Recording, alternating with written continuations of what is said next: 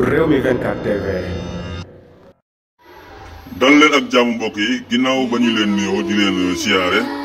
encore macha allah kii Ousmane Sonko kon daal kenn ku ne yaa ngay gën a wane sa cofeel ci sa digganteeg moom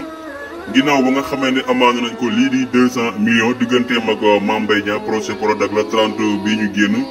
ay révélation yu doy waar moom moo ci am ndax xam ngeen ne kenn ku nekk yaa ngay fippu di wane na loolee du yoon waaye am na lu ci xew lu doy waar mooy basketteur bi ñuy woowee Khoureychi Thiam mii nag di ab basketteur boo xam ne Sénégal fii ñëpp ràññee nañ ko moom moomee nag moo fësal ay kàddu di wax ne kii di Ousmane Sonko mii daal 200 millions yi nga xam ne dañ ko amande moom mu pare na pour fay ko moom Khoureychi Thiam ma ngay xamle ne pare na pour génne 200 millions yooyu nga xam ne dañ ko amande kii di Ousmane Sonko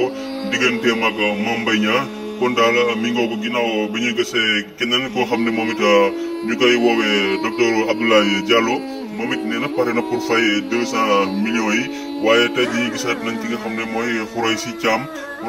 moom pare na pour fay 200 millions yooyu nga xam ne moom la ñu amande kii di Ousmane Sonko kon mi ngoog gars yi ku nekk yaa ngay wane sa yaakaar ak sa confiance nga xam ci kii di président Ousmane Sonko ñëpp koo bëgg daal ba jamono yi daal ku nekk yaaga naan bàyyil ma fay ko kon Khoureychi Thiam moomu nee na daal pare na pour fay 200 millions yooyu nga xam ne moom la ñuy amande kii di Ousmane Sonko kon boog mi ngoogu Sénégalais yi ñu ngi rafetlu taxawaay boobu nga xam ne Khoureychi Thiam daal dina koy am fii ci Sénégal ndax saa su ne rek ma ngay rafetal ak wax ju rafet di ko jëmale ci réewam di wane ak patriotisme goo xam ne mi ngi koy doxal fii ci Sénégal jaa ngeen jëf mbokk yi.